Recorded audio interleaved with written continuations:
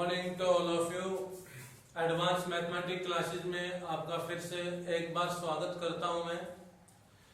आज हम class 11th के सेट्स जो हमारा चैप्टर है उसके अंतिम कड़ी में हम लास्ट टाइप का यहाँ पे एक इम्पोर्टेंट टाइप को यहाँ पे हम बखान करते हैं और उस इम्पोर्टेंट टाइप के बारे में हम पढ़ते हैं, उसको समझते हैं, जानते हैं क्या है वो important type application of sets में है। और उस टाइप में क्या होगा यहाँ पे कि हमें 3 सेट्स दिए हुए मिलेंगे। अब तक हमने 2 सेट्स के बारे में जिक्र किया था, हम यहाँ पे अब 3 सेट्स के बारे में जिक्र करेंगे। यानी कि हमें 3 प्रैक्टिकली हमें अलग अलग पार्टिकुलर सेट्स दिए हुए हैं और उन्हीं के ऊपर प्रैक्टिकली क्वेश्चन दिया हुआ है हमें। तो इसके लिए हमें वेन डायग्राम का यूज करना होगा और वेन डायग्राम की हेल्प से हम किस तरह से इसको सॉल्व करते हैं। देखिए हमारा लास्ट क्वेश्चन लास्ट टाइम है ये, और इसी तरह के हमारे पास कम से कम 4-5 क्वेश्चन एक्सरसाइज में दिए हुए हैं। 1.4 हमारी एक्सरसाइज है। देखिए इसका लास्ट क्वेश्चन है इन ए सर्वे। यहां पे फिर से ये एक वर्ड सर्वे आया हुआ है। सर्वे में 25 विद्यार्थी थे, 25 स्टूडेंट्स। इट वाज फाउंड, ये मिला हमें कि that 15 has taken mathematics. 15 student ऐसे हैं जो मैथमेटिक्स पढ़ते हैं। किसी सर्वे में 25 विद्यार्थियों में से 15 विद्यार्थी ऐसे हैं जो मैथमेटिक्स पढ़ते हैं या मैथमेटिक्स लेते हैं। 12 हैज टेकन फिजिक्स, 12 ऐसे जो फिजिक्स लेते हैं। 11 हैज टेकन केमिस्ट्री, और 11 स्टूडेंट ऐसे जो केमिस्ट्री लेते हैं।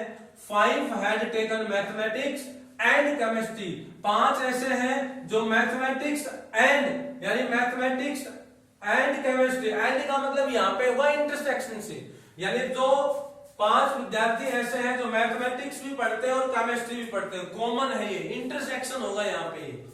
9 had taken mathematics and physics, यानी 9 ऐसे हैं जो मैथमेटिक्स भी पढ़ते हैं और फिजिक्स भी पढ़ते हैं। ये भी कॉमन है यहाँ पे। बीच में कभी भी एंड आ जाए, बोथ आ जाए, तो उसका मतलब यहाँ पे इंटरसेक्शन से ही होगा। 4 has taken physics and chemistry, 4 ऐसे हैं जो फिजिक्स एंड केमिस्ट्री लेते हैं। बीच में फिर से एंड आया, यानी ये भी इंटरसेक्शन होगा। और 3 हैड टेकन ऑल, और 3 ऐसे हैं टेकन ऑल, यानी सारे के सारे सब्जेक्ट पढ़ रहे हैं, वो 3 स्टूडेंट हैं। तो हमें आखिर में पूछा है find the number of students, विद्यार्थियों की संख्या बताएं। Find the number of students, विद्यार्थियों की संख्या बताएं। हु हैड, जो पढ़ते हैं, जो रखते हैं ओनली केमिस्ट्री, ओनली मैथ्स, जो केवल केमिस्ट्री लेते हैं, केवल मैथ्स लेते हैं। और थर्ड पार्ट में है फिजिक्स एंड केमिस्ट्री, फिजिक्स और केमिस्ट्री तो लेते हैं बट नॉट मैथ्स, मैथ्स नहीं लेते हैं। इसी तरह फोर्थ पार्ट में बताना है only one of the subject, केवल एक सब्जेक्ट पढ़ने वाले विद्यार्थी, कम से कम एक सब्जेक्ट पढ़ने वाले विद्यार्थी, और नन ऑफ 3 सब्जेक्ट, ऐसे विद्यार्थी जो कोई भी विषय नहीं पढ़ना चाहते हैं, उनकी संख्या बतानी है। तो यहाँ पे आपको 6 अलग अलग क्वेश्चन है। इन 6 के 6 अलग अलग क्वेश्चंस का हमें जवाब देना है, आंसर बताना है।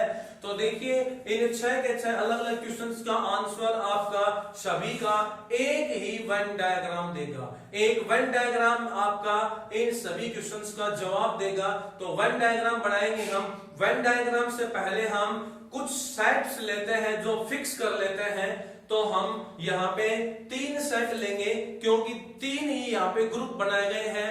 वो विद्यार्थी जो मैथमेटिक्स लेते हैं, वो विद्यार्थी जो फिजिक्स लेते हैं, और वो विद्यार्थी जो केमिस्ट्री लेते हैं। तो अलग अलग विषयों के आधार पे हम अलग अलग सेट्स अज्यूम कर लेते हैं। तो विषय के अकॉर्डिंग हम सेट का भी नाम दे देते हैं। तो वहां पे हम एक सेट M मान लेते हैं। स्टेटमेंट हमें पूरी लिखनी पड़ेगी। Let M be the set of student who has taken maths. ठीक है, जो मैथ्स लेता है उसके लिए M हम डिनोट करेंगे। ठीक है, जो मैथमेटिक्स लेता है उसके लिए हम M से डिनोट करेंगे। फिर फिजिक्स से हम P सेट को डिनोट करते हैं। Let P be the set of the student who has taken physics. Physics पूरी स्टेटमेंट हमें लिखनी होगी यहां पे। इसके बाद में केमिस्ट्री के लिए हम C अज्यूम कर लेते हैं। Let C be the set of the student who has taken chemistry, जो केमिस्ट्री पढ़ते हैं।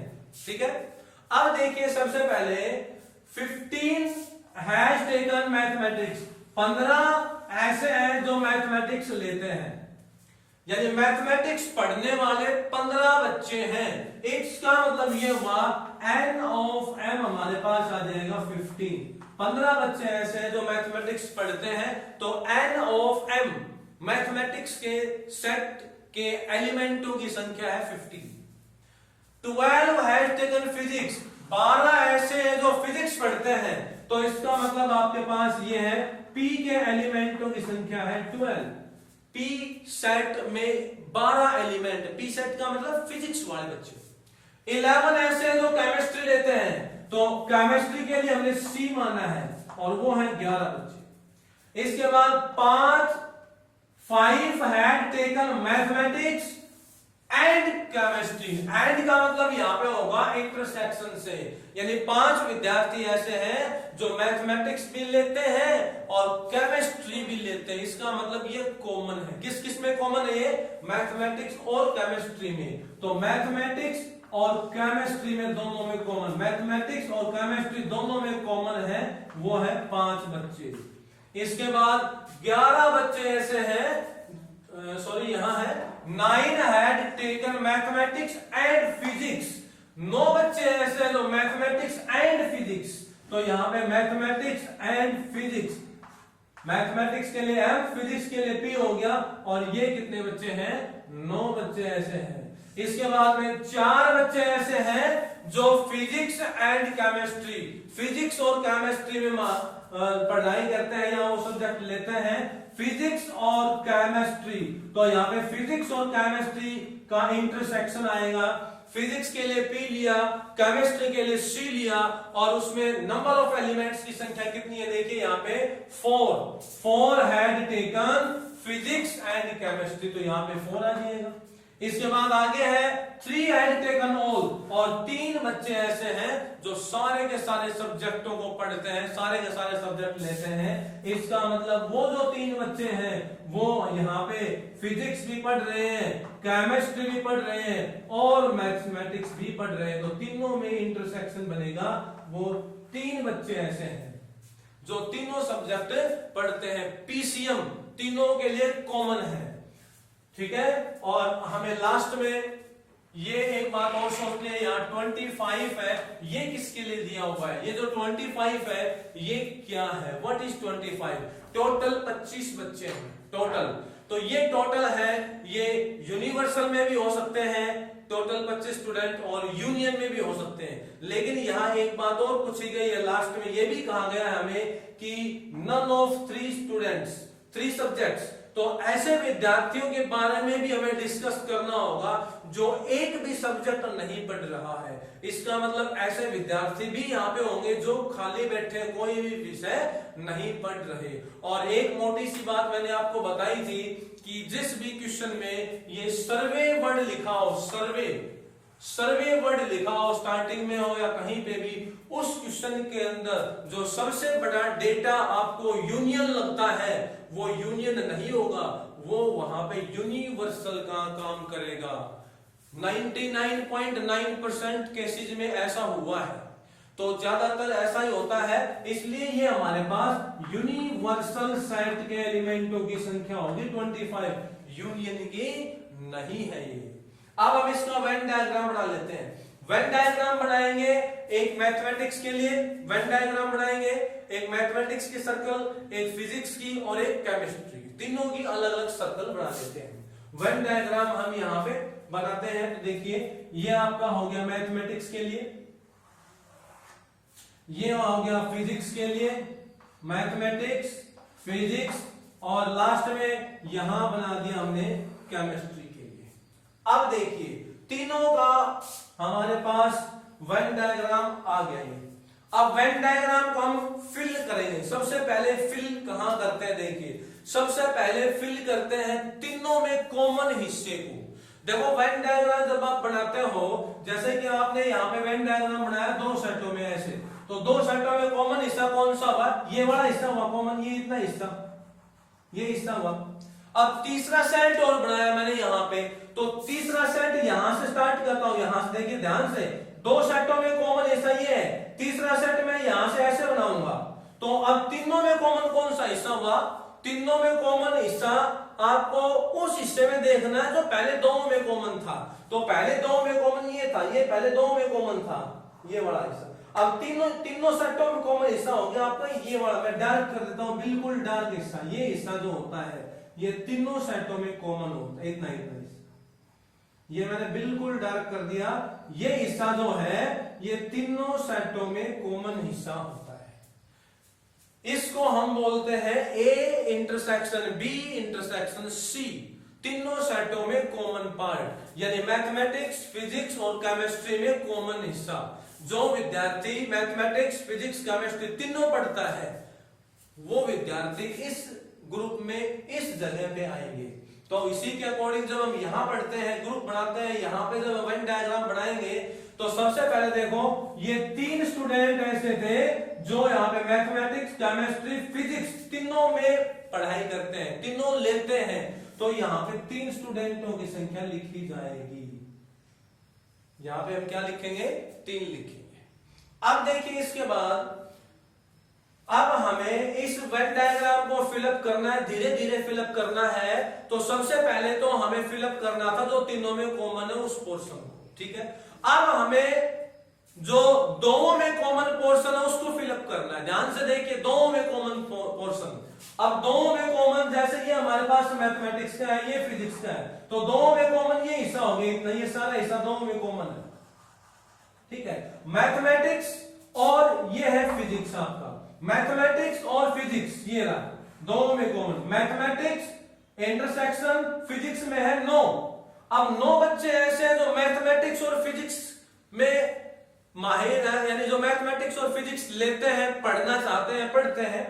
तो आप देखिए यहाँ पे मैथमेटिक्स और फिजिक्स में कॉमन आपका ये एरिया हुआ, यहां से यहां तक ये हुआ, इतना इतना एरिया, यानी इस सारे के अंदर आपके पास कितने एलिमेंट आएंगे, 9 एलिमेंट आएंगे। दोबारा देखिए, यहां से लेके और यहां तक इस सारे में 9 स्टूडेंट आएंगे। जब यहां से यहां तक इस सारे में 9 स्टूडेंट आएंगे, तो एक बार यहां और देख लो, मैथमेटिक्स ये है, फिजिक्स ये है, तो यहां से लेके और ध्यान से देखना यहां तक इस सारे में 9 आएंगे, 9। जब 9 आएंगे तो 3 तो पहले लिखे जा चुके हैं, इतने इतने हिस्से में, नीचे वाले में 3 लिखे जा चुके हैं, तो ऊपर इस वाले हिस्से में कितने बचेंगे, 6 बचेंगे। तो यहां पे बच जाएंगे 6। यही हमें ध्यान से देखना है। अगर ये स्टेप समझ में आ गया तो सारा क्वेश्चन हो जाएगा आपका। दोबारा देख लीजिए, मैथमेटिक्स और फिजिक्स को मैंने थोड़ा सा अलग से बना दिया समझाने के लिए, क्या है, तो मैथमेटिक्स का ये हो गया, फिजिक्स का ये हो गया डायग्राम। मैथमेटिक्स और फिजिक्स में कॉमन है 9, तो इसका मतलब इस हिस्से में 9 आएंगे, ये दोनों का कॉमन हिस्सा है, इस हिस्से में 9 आएंगे। तो यहाँ पे इस कॉमन हिस्से में 9 आएंगे, कॉमन हिस्से में 9 आएंगे, तो 3 तो पहले से लिखा हुआ था, तो ऊपर वाले में इस हिस्से में 6 आने चाहिए, तभी तो दोनों का जोड़ 9 होगा। ऐसे ही आगे चलो, अब ये तो मैथमेटिक्स फिजिक्स का हो गया। अब लेते हैं मैथमेटिक्स और केमिस्ट्री। मैथमेटिक्स और केमिस्ट्री में है 5। अब मैथमेटिक्स ये हो गया, केमिस्ट्री ये हो गया। मैथमेटिक्स और केमिस्ट्री में कॉमन पोर्शन कौन सा है, मैथमेटिक्स ये है आपका, ये वाला, और केमिस्ट्री ये है, तो दोनों में कॉमन पोर्शन यहां से स्टार्ट होगा, ये वाला हो गया, ये वाला, इतना इतना हिस्सा ऐसे, ये वाला कॉमन पोर्शन हो गया दोनों में, इतना इतना कॉमन पोर्शन। इस कॉमन पोर्शन में टोटल स्टूडेंटों की संख्या कितनी होगी, देखो 5, तो 3 तो आ चुकी, तो यहां 2 आएगी। अब इसी तरह से हम लास्ट में फिजिक्स और केमिस्ट्री वाले में देखते हैं। फिजिक्स और केमिस्ट्री का कॉमन पोर्शन देखो, फिजिक्स ये है P फॉर फिजिक्स, ये वाला कॉमन पोर्शन है, C फॉर केमिस्ट्री ये वाला है। तो इनमें कॉमन देखो कौन सा बना है, फिजिक्स की बाउंड्री लाइन ये होगी, बाउंड्री लाइन को देखते हुए आप आसानी से पहचानोगे, ये फिजिक्स की होगी बाउंड्री लाइन हमारे पास, ये होगी फिजिक्स की बाउंड्री लाइन। केमिस्ट्री की बाउंड्री लाइन ये होगी हमारे पास। तो इन दोनों में कॉमन देखोगे तो इतना हिस्सा ये वाला कॉमन बनेगा, इतना इतना ये वाला पार्ट, ये वाला पार्ट कॉमन बनेगा, ये वाला पार्ट। देखिए ये वाला जो हिस्सा है ये आपका फिजिक्स में आ रहा है और केमिस्ट्री में भी आ रहा है। केमिस्ट्री की बाउंड्री लाइन ये है ये, और फिजिक्स की बाउंड्री लाइन ये है, तो ये कॉमन इस तरह से है कि ऐसे फिजिक्स की होगी और इधर है केमिस्ट्री की, तो ये आपका बाउंड्री ये हिस्सा होगा कॉमन, ये हिस्सा कॉमन, ये वाला।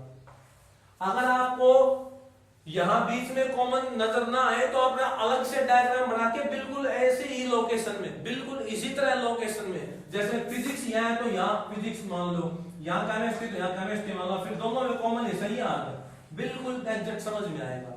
अब 3 तो पहले आ चुके, अब देखो यहाँ पे फिजिक्स केमिस्ट्री में टोटल 4 थे तो एक यहाँ, ठीक है।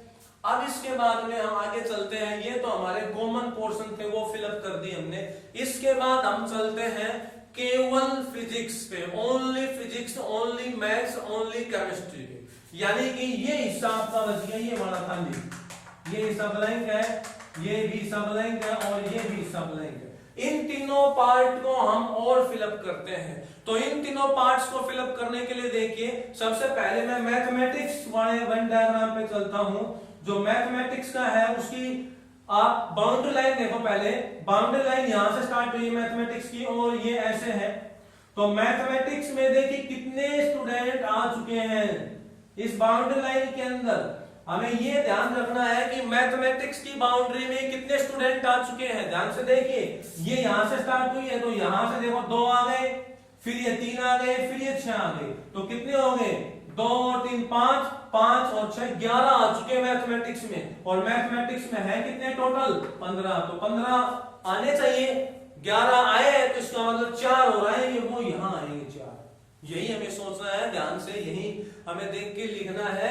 देखो मैथमेटिक्स की बाउंड्री यहां से स्टार्ट हुई है, एम फॉर मैथमेटिक्स ये ऐसे है, तो 2 आ चुके, फिर ये 3 आ चुके, फिर 6 आ चुके, तो 6 3 9 2 11 आ चुके थे कितने मैथमेटिक्स में 15 थे, तो 4 हो रहा है। इसी तरह फिजिक्स के देखो, फिजिक्स की बाउंड्री लाइन ये है आपके पास, फिजिक्स की बाउंड्री लाइन ये है ऐसे, ये यहाँ पे ऐसे है, तो 6 आ चुके, 3 आ चुके और 1 आ चुका, तो 6 और 3 9 और 1 10 आ चुके। फिजिक्स में थे कितने 12 थे, इसका मतलब 2 यहां जाएंगे। इसी तरह केमिस्ट्री में, केमिस्ट्री की बाउंड्री लाइन ये आपके पास है, तो 2 आ चुके, 3 आ चुके और 1 आ चुका, यानी 2 और 3 5 और 1 6 आ चुके। केमिस्ट्री में थे कितने 11, इनमें 5 यहां आ जाएंगे आपके पास। अब ये आपका वेन डायग्राम कंप्लीटली फिलअप हो गया है। इसके बाद आप आसानी से इन 6 के 6 क्वेश्चनों का जवाब दे सकते हैं। देखो ओनली केमिस्ट्री, ओनली केमिस्ट्री का मतलब ये कौन सा पार्ट है, ध्यान से देखिए, ये सी के अंदर ये वाला जो हिस्सा होता है इसको मैं ओनली केमिस्ट्री कहूंगा।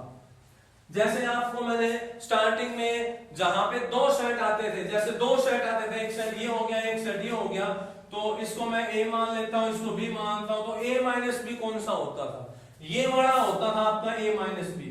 इसी को ओनली ए कहा जाता था, इसी को ओनली ए कहा जाता था। ये वाला जो हिस्सा है इसको बोलते थे बी माइनस ए, और इसी को ओनली बी कहा जाता था।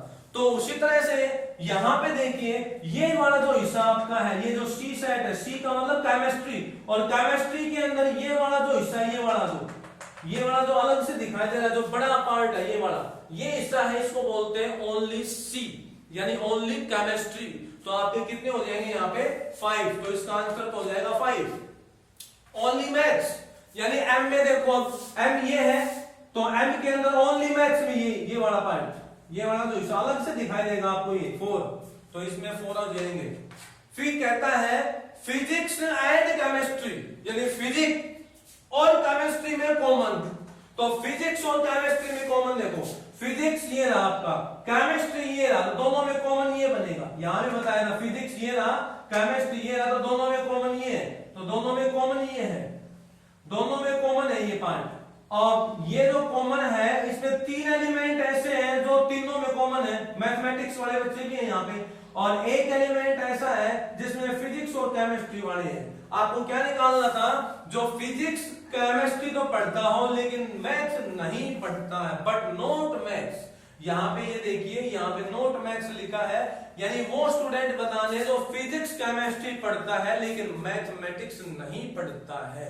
इसका मतलब आप ये देखिए, जो फिजिक्स केमिस्ट्री का जो कॉमन पोर्शन है वो देखो क्या है, क्योंकि यहाँ फिजिक्स केमिस्ट्री बीच में एंड है, तो फिजिक्स केमिस्ट्री का कॉमन कितना है? फिजिक्स और केमिस्ट्री का कॉमन है 4।